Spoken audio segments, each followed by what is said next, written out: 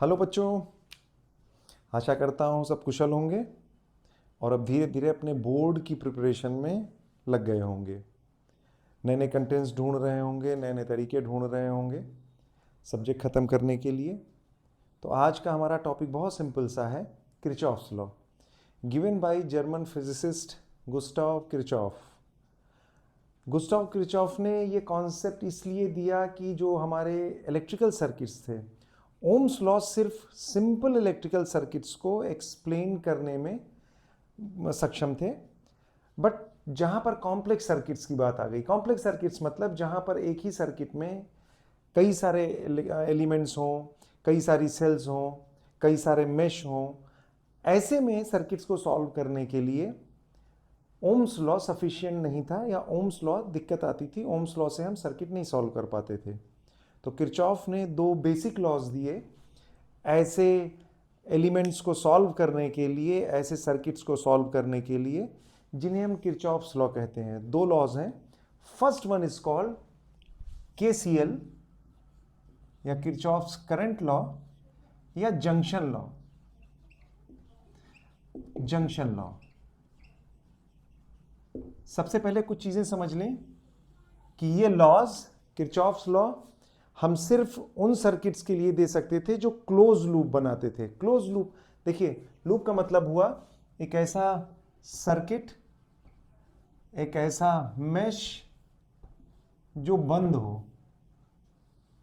ये रहा, there is a resistance, there is a cell, और इस क्लोज लूप को सॉल्व करने के लिए ये सिंपल है, इसी को कॉम्प्लेक्स कर लेंगे, जिसको सॉल्व करने के लिए हम केसीएल या जंक्शन लॉ लगाते हैं। तो सबसे पहले एक टर्म यहां पर यूज किया है हमने, जंक्शन।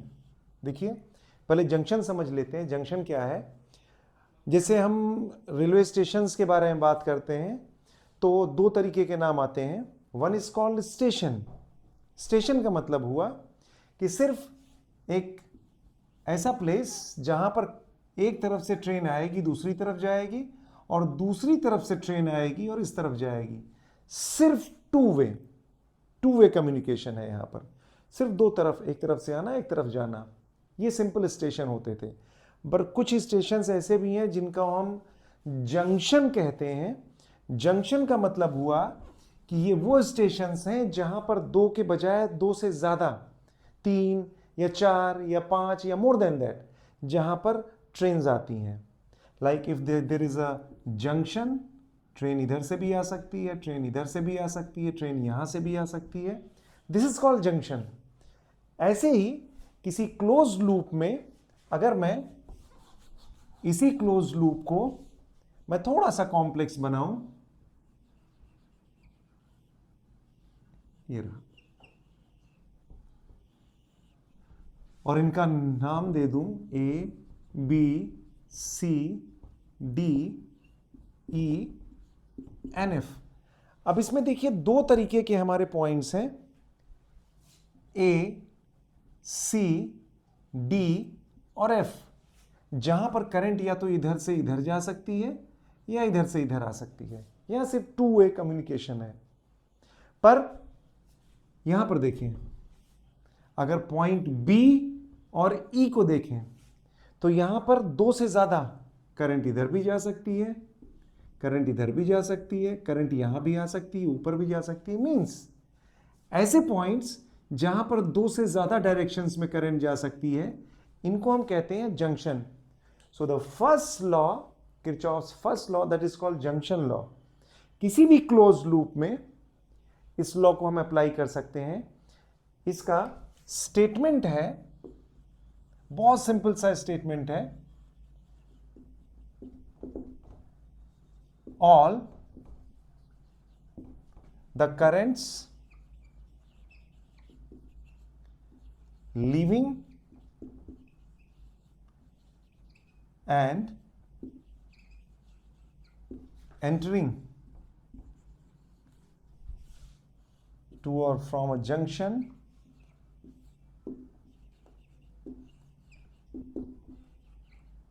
are equal।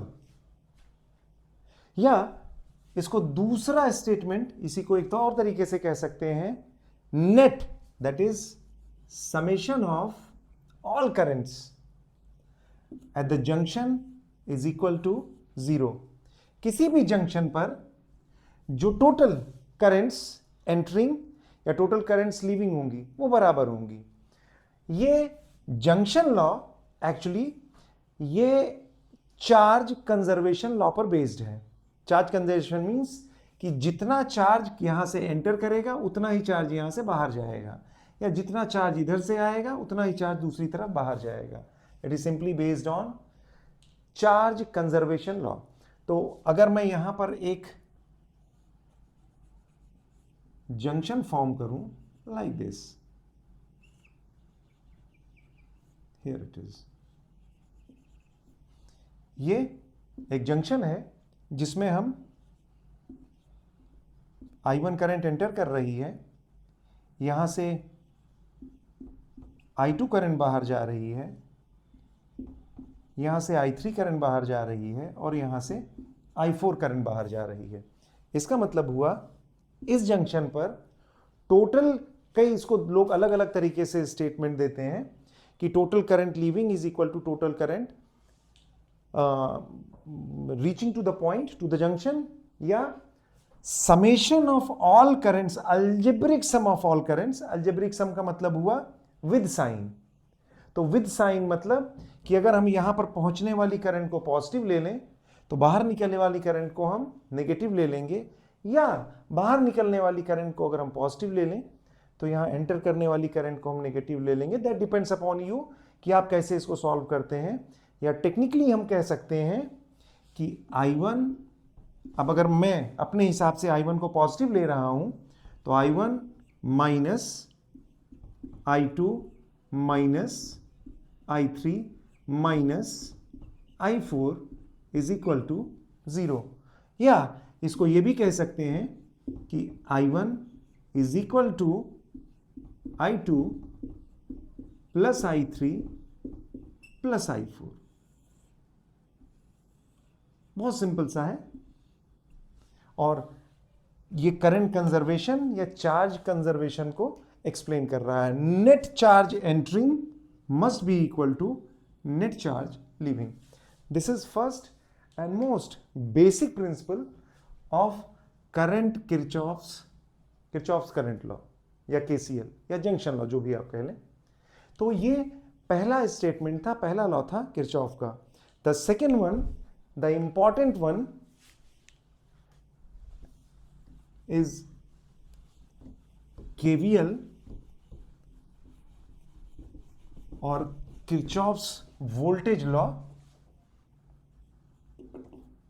KVL या किरचॉफ्स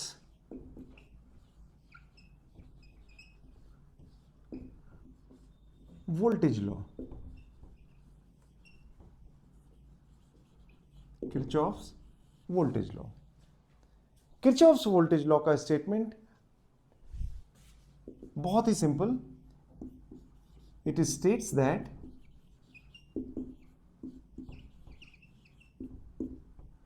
टोटल, बहुत ध्यान से समझिएगा, टोटल सम ऑफ चेंज और changes in potential difference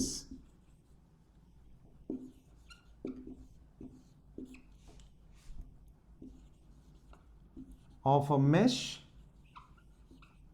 or loop is 0। या मैथमेटिकली अगर इसको लिखें तो summation of delta V, that is change in potential difference, और delta V, change in delta V is equal to 0। अब एक चीज समझ लें हम कि ये चेंज इन पोटेंशियल डिफरेंस क्या है। देखिए, चेंज दो तरीके से हो सकते हैं, या तो पोटेंशियल डिफरेंस कहीं पर इंक्रीज कर रहा होगा, या पोटेंशियल ड्रॉप हो रहा होगा, डिक्रीज कर रहा होगा पोटेंशियल। तो कहते हैं किसी भी क्लोज्ड सर्किट में, किसी लूप में टोटल जितना पोटेंशियल इंक्रीज होगा वही उतना पोटेंशियल ड्रॉप होगा, या दोनों का सम 0 होगा। अगर मैं यहां पर एक सर्किट फॉर्म करूं जल्दी से, ये लीजिए, say that is a resistance, एक रेजिस्टेंस और, say there is one more resistance, ये एक सेल है, there is one more loop and there is another loop. ये सर्किट हमारा थोड़ा सा कॉम्प्लेक्स है, पर हमारे लिए बहुत इजी है सॉल्व करना, बहुत आसान है। बस कुछ चीजें इसमें बेसिकली हमें ध्यान रखनी पड़ेंगी। नाउ सी, अगर हम यहां पर देखें, ये हमारी सेल है, यहां से करंट फ्लो करेगी, दिस इज अ रेजिस्टेंस, से रेजिस्टेंस इज R1, से दिस इज R2, से this is R3, this is R4 and this is R5।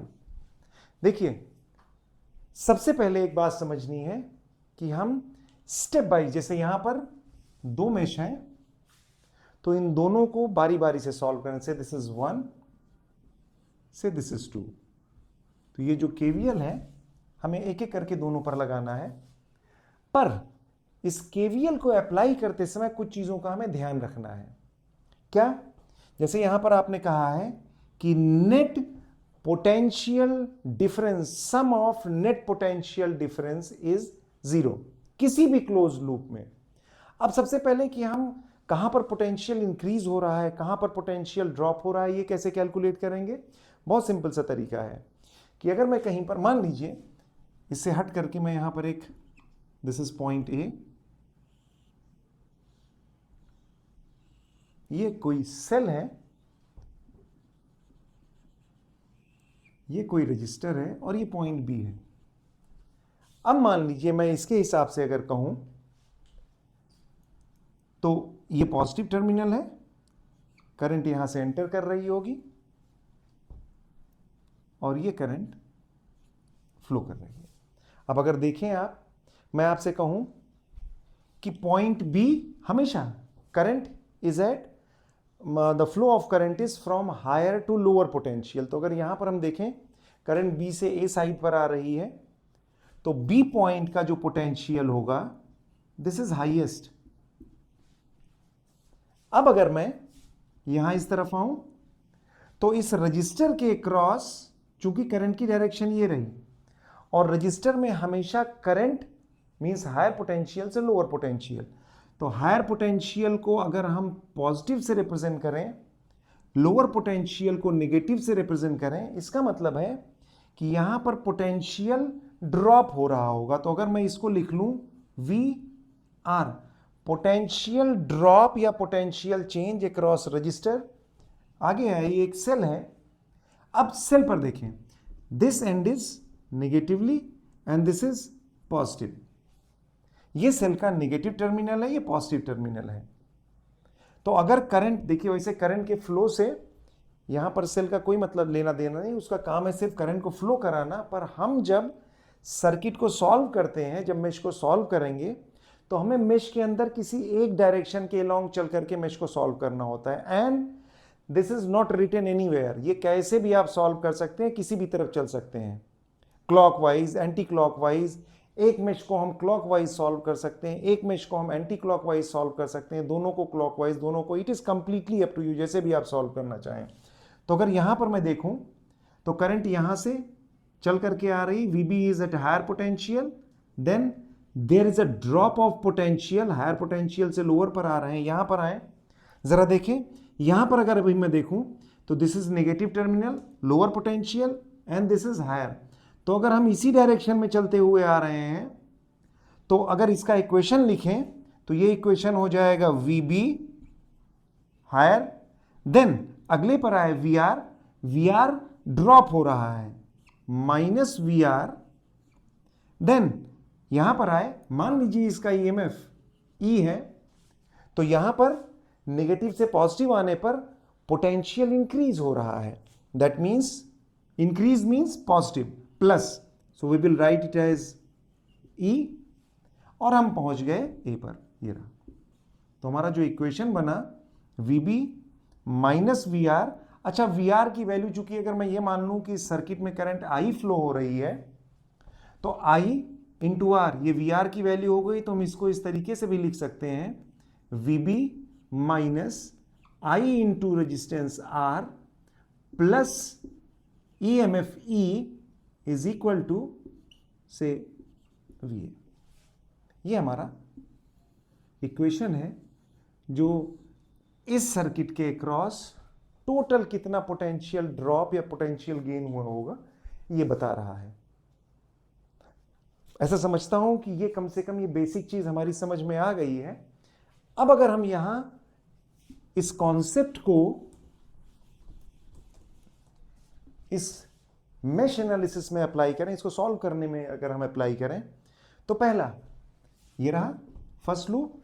अब हमें ये डिसाइड करना है कि हम इस सर्किट में किधर से किधर चल के इसको सॉल्व करेंगे। तो अगर यहां पर हम देखें, मान लीजिए हम यहां पर क्लॉकवाइज चलते हैं, ये रहा क्लॉकवाइज मींस ये क्लॉक के चलने की डायरेक्शन है, तो इसको ऐसे प्लॉट कर लें, ये रहा, ये रहा,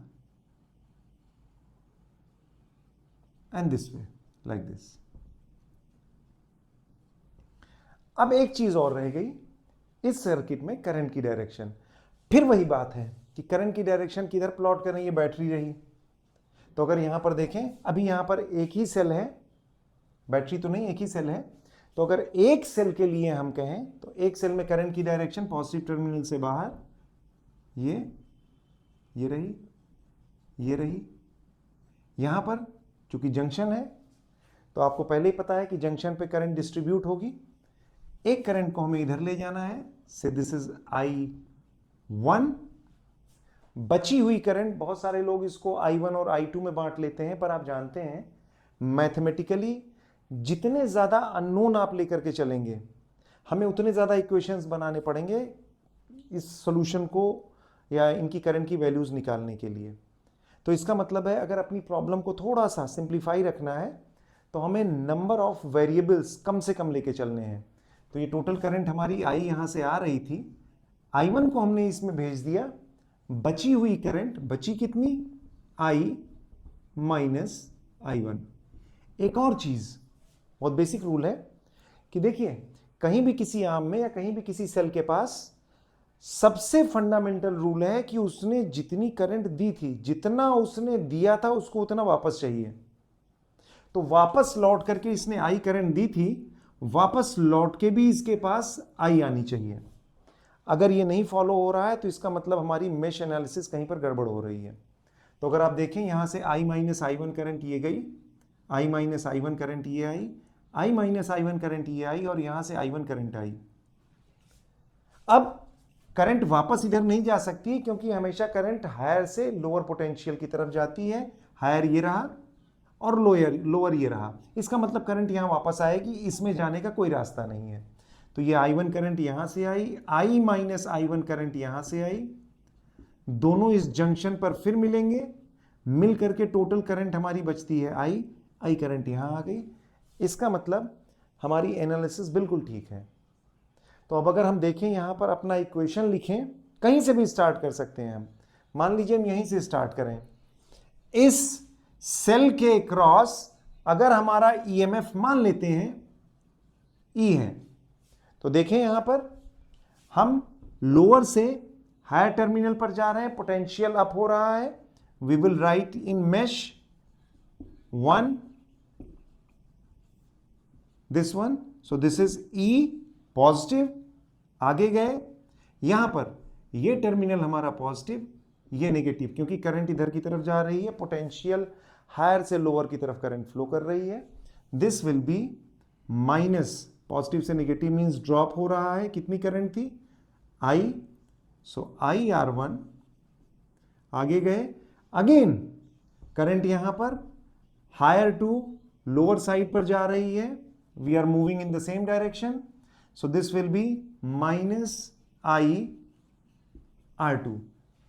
वापस यहां पर आए, करंट नीचे जा रही है, इसका मतलब है हम अगर इसके साथ चल रहे हैं तो ये टर्मिनल पॉजिटिव हुआ, ये नेगेटिव, हायर से lower, this is -I1 R3, वापस लौट के आए, यहीं पर आ गए, बस टर्मिनल हमारा एंड हुआ 0। ये पहला इक्वेशन बना। और इसी तरीके से अगर हम सेकेंड लूप में आए, मैश 2 में, सेम कॉन्सेप्ट। अब एक काम करते हैं, यहां पर हम मान लो एंटी क्लॉकवाइज, उसकी वजह है क्योंकि करंट जिस डायरेक्शन में, अगर हम क्लॉकवाइज चलेंगे, हालांकि इस आर्म में क्लॉकवाइज चलने में भी उल्टा जा रहे हैं, तो यहां से भी कॉन्सेप्ट समझ में आ जाएगा। अदरवाइज हम इस पूरे सर्किट में ही अगर हम एंटी क्लॉकवाइज चल लें, लाइक दिस, इधर से सॉल्व करें, like this, like this and like this way. अब इस सेकेंड मेश में कहीं पर कोई सेल नहीं है, तो इसका मतलब है यहां पर हमें सेल नहीं इंक्लूड करना है, सिर्फ रेजिस्टेंसेज हैं जिनके across total potential drop count करना है।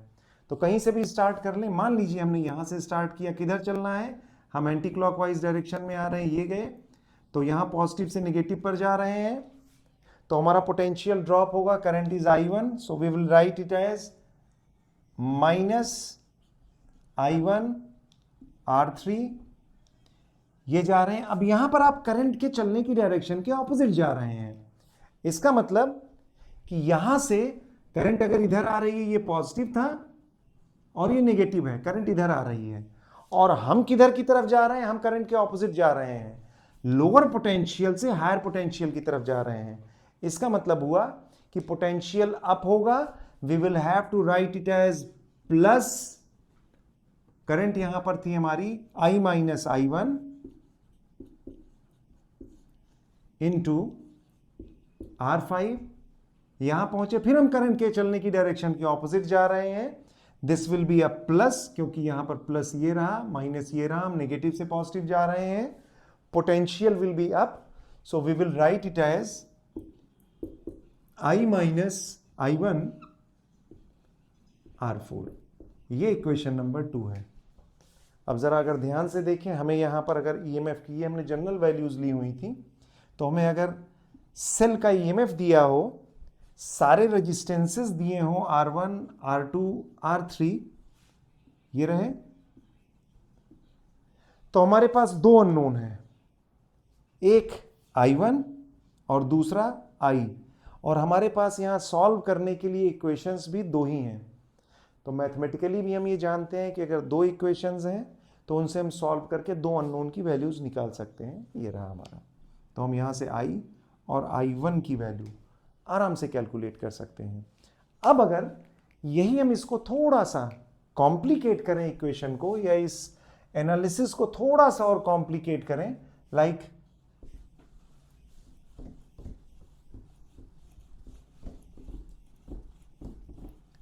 ऐसी प्रॉब्लम्स को सॉल्व करने के लिए सिर्फ अपने बेसिक्स पे ध्यान दीजिएगा, इसके अलावा कुछ रटना नहीं है इसमें, कुछ इसमें कहीं पर अलग से कुछ चीज़ें नोट नहीं करनी है, सब कुछ यहाँ इसी फिगर में दिया होता है, यहीं से कैलकुलेट करना होता है। मान लीजिए इस बार हमने दो सेल्स ले ली, थोड़ा सा क्वेश्चन हमने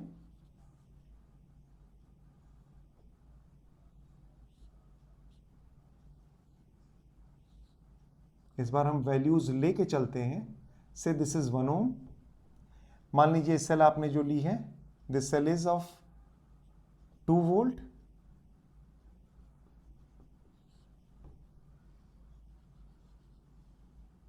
से this is 1 ohm, this is 2 ohm, there is again a resistor, there is again a cell, this one, और एक रजिस्टर ये रहा। तो अगर मैं कहूं ये सेल है, इस सेल का EMF 10 वोल्ट है, ये भी 1 ओम है, इसको भी 1 ओम ले लीजिए, या find current in each arm.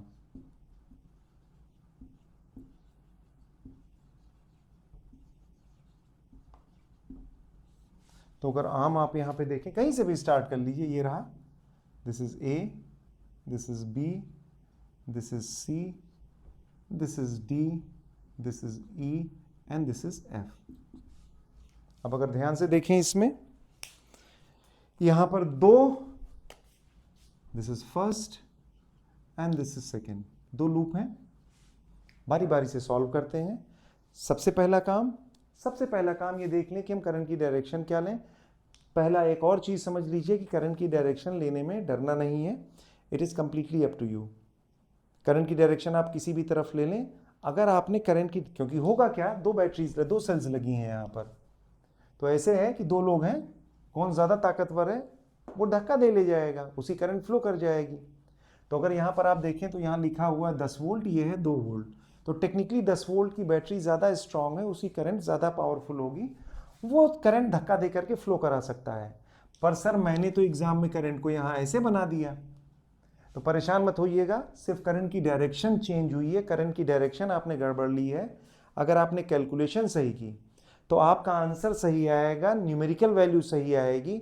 सिर्फ जो करंट यहाँ पर पॉजिटिव मिलनी चाहिए थी, आपके हिसाब से वो करंट नेगेटिव मिलेगी, बस वो गलत नहीं है, आंसर आपका सही है। तो मान लीजिए 10 वोल्ट की बैटरी है, मैं अपने हिसाब से मान के चलता हूं कि ये करंट यहां से फ्लो की, से दिस इज आई, ये करंट यहां से आई, यहां करंट डिस्ट्रीब्यूट हुई, से दिस इज I1, बची कितनी करंट, I माइनस I1, ये I माइनस I1 यहां भी गई। हालांकि फिर बताऊं, आपने EMF ले रखा है, इसलिए इस करंट का इस EMF के कैलकुलेशन में कोई रोल नहीं होगा, EMF is sufficient to write down. यहां से current I I minus I1, फिर देखेंगे ये I1 करंट यहां से आई, इस जंक्शन पर दोनों मिले, I1 और I माइनस I1 में से I1 कैंसिल, ये सिर्फ बची I and this is I। तो इसका मतलब है I करंट इसने दी थी, I इसको वापस मिल गई। हमारा इक्वेशन या हमारी कैलकुलेशन बिल्कुल परफेक्ट है। सॉल्व कर लें, कोई भी मेश ले लीजिए, पहली ले लेते हैं, किधर चलें, कैसे भी चल लीजिए। करंट की डायरेक्शन आपने जो ली है, अगर उसके हिसाब से हम देखें, इजी रखने के लिए अगर हम एंटी क्लॉकवाइज चलते हैं, लाइक दिस, ऐसे,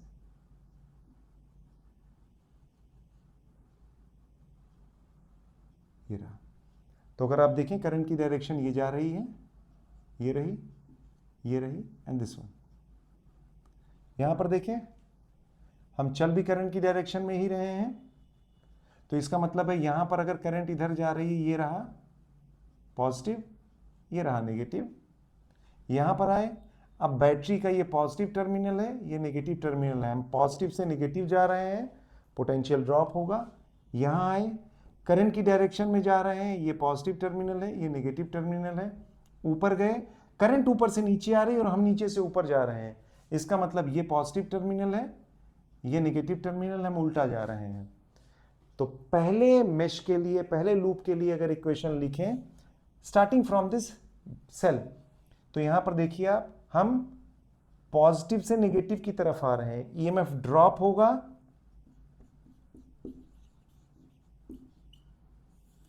दैट इज -2, ये गए, करंट की चलने की डायरेक्शन में जा रहे हैं।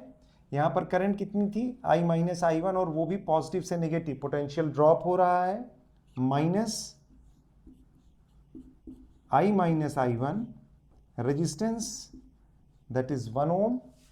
ऊपर गए, यहां इस बार हम नेगेटिव से पॉजिटिव पर जा रहे हैं, पोटेंशियल अप होगा, प्लस कितनी करंट यहां पर, I1, so this is I1 into, इसका रेजिस्टेंस है 2 ओम, पॉजिटिव के साथ हमने यहां से स्टार्ट किया था। ये हम करंट की डायरेक्शन में, हाँ करंट की डायरेक्शन में जा रहे हैं, तो करंट की डायरेक्शन में मींस पॉजिटिव से नेगेटिव, पोटेंशियल ड्रॉप होगा, minus current is say this is हाँ I माइनस I1, यहां भी I माइनस I1 है, तो I minus I1 into this is 1 ohm, and the total will be equal to 0।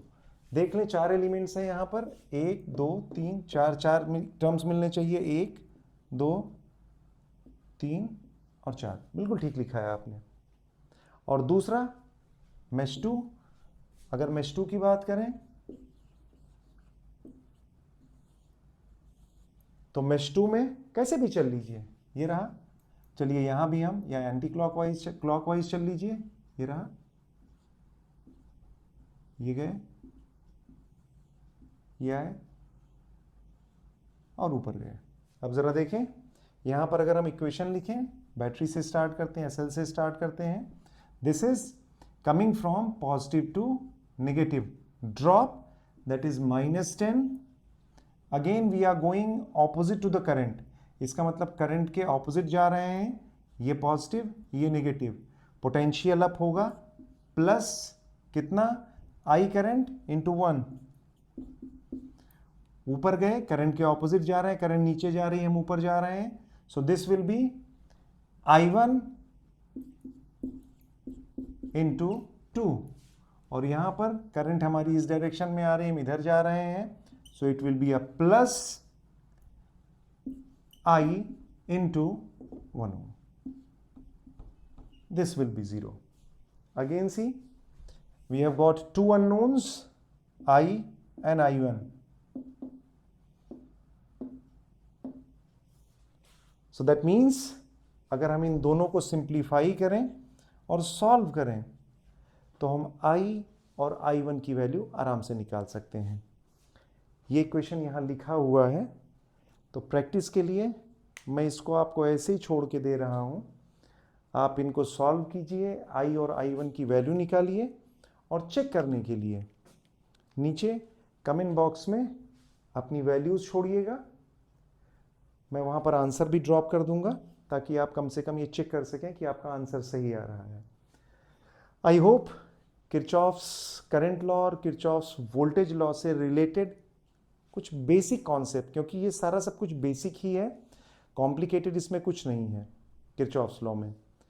तो यहाँ तक आपने सब देखा, समझा भी होगा, चीज़ें आपको समझ में भी आ गई होंगी कैसे हम इसको सॉल्व करना है। कुछ इसकी जो और कॉम्प्लिकेटेड हैं उन प्रॉब्लम्स को कई बार मिस हो सकता है, 2 से ज़्यादा 3 हो 4 हो, कई हो सकते हैं। करंट की डायरेक्शन एक ही होगी, सेल्स उसमें ज़्यादा हो सकते हैं, ब्रांचेस ज़्यादा हो सकती हैं, एलिमेंट्स ज़्यादा हो सकते हैं। तो ऐसी प्रॉब्लम्स को सॉल्व करने के लिए मैं साथ में यहाँ पर इस वीडियो के लिंक में नीचे शीट्स और बाकी प्रॉब्लम्स भी डाल करके रखूँगा, सॉल्व कीजिए। कुछ कमेंट्स हों, कुछ और टॉपिक्स हों जो आपको डिस्कस करने हो, इस वीडियो को लाइक कीजिए, शेयर कीजिए, चैनल सब्सक्राइब कीजिए। अपने जानने वाले, अपने यारों दोस्तों, कुछ आपके बैचमेट्स जो हों जो कंटेंट ढूंढते हैं कि कहीं से कुछ कंटेंट, और उनसे भी कहिए कि अपनी जो प्रॉब्लम्स हों फिजिक्स से रिलेटेड, बाकी पढ़ा मैं दूंगा। Thank you so much, stay blessed, all the best.